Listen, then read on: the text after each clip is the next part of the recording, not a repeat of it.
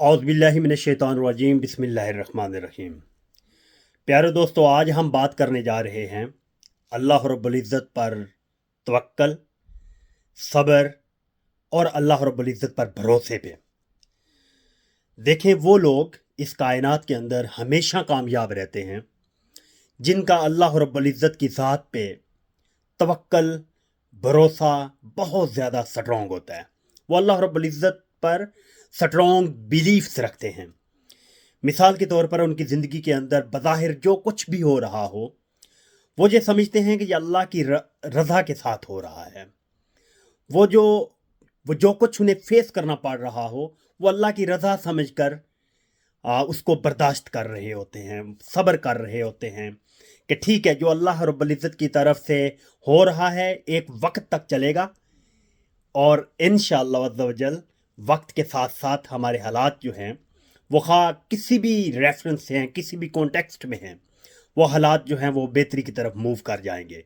तो वो लोग जिनकी ये सोच हो, वो लोग कभी भी अपनी किसी भी फील्ड में नाकाम नहीं होते, क्योंकि उनकी उम्मीदें जो हैं वो डायरेक्ट अल्लाह रब्बुल इज़्ज़त के साथ वाबस्ता हो जाती हैं। उनकी उम्मीदें इंसानों के साथ नहीं होती। मैं ये समझता हूँ कि वो लोग इस कायनात के अंदर, वो लोग इस कायनात के हीरे हैं, या यूं कह लें कि वो लोग इस कायनात के हीरोज हैं जिनकी तवक्कुआत, जिनकी उम्मीदें, जिनकी सारी की सारी वाबस्तगियां डायरेक्ट अल्लाह रब्बुल इज़्ज़त के साथ हों। तो अल्लाह रब्बुल इज़्ज़त उनके लिए हर तरह के मसाइल से निकलने के लिए वसाइल पैदा कर देते हैं। तो हम इसकी बेशुमार एग्जाम्पल्स कोट कर सकते हैं। मिसाल के तौर पर आप देखें कि हज़रत याकूब अलैहिस्सलाम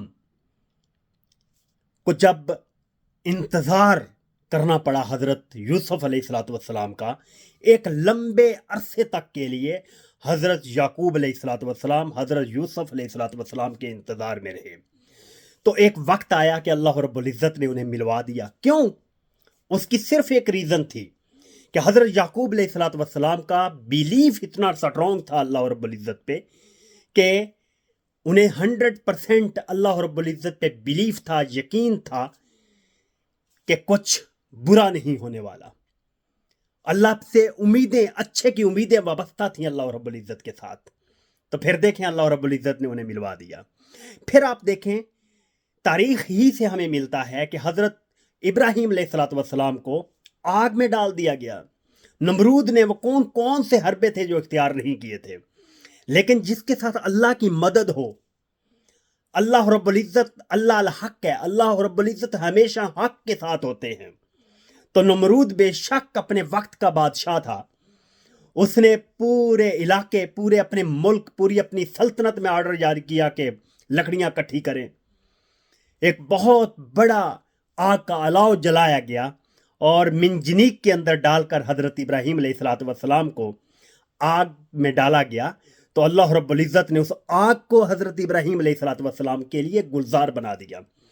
हज़रत इब्राहीम अलैहिस्सलाम किस तवक्कल और किस उम्मीद के साथ उस आग में जाने के लिए तैयार हो गए? क्यों? कि अल्लाह रब्बुल इज़्ज़त के ऊपर उनका बिलीफ इंतहाई स्ट्रॉन्ग था, नेक्स्ट लेवल का था। उन्हें पता था कि मैं अपने जिस रब के साथ मेरी उम्मीदें वाबस्ता हैं, वो मुझे कभी भी नाकाम नहीं होने देंगे। तो इसलिए अल्लाह रब्बुल इज़्ज़त के ऊपर अपना तवक्कल, अपना भरोसा और अपनी तमाम की तमाम उम्मीदें जो हैं अल्लाह रब्बुल इज़्ज़त के साथ वाबस्ता करें। हम थर्ड एग्जाम्पल की तरफ मूव करते हैं।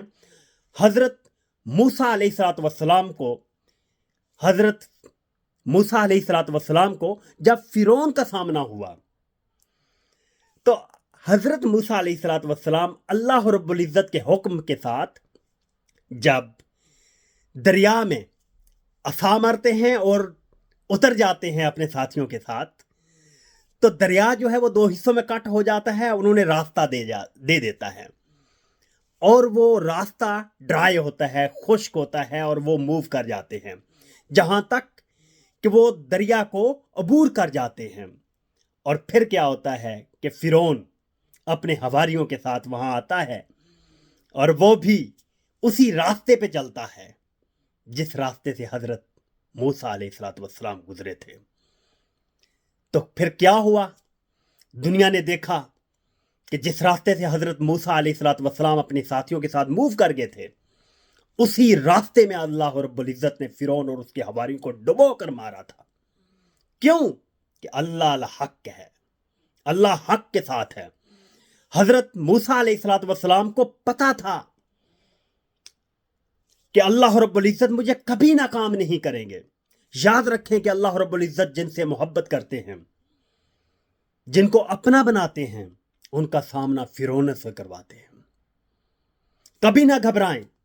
मैं समझता हूं कि इस वक्त जो इस दुनिया में हालात चल रहे हैं, आप जिस भी इंसान को थोड़ा सा टच करें मसाइल के हवाला से, उसके मसाइल को थोड़ा सा छेड़ें, उसकी दुखती रग के ऊपर थोड़ा सा हाथ रखें, तो वो इंसान आपको इंतहा दर्जे का डिप्रेशन ज़दा मिलेगा, अफलास ज़दा मिलेगा, बेशुमार मसाइल का शिकार मिलेगा।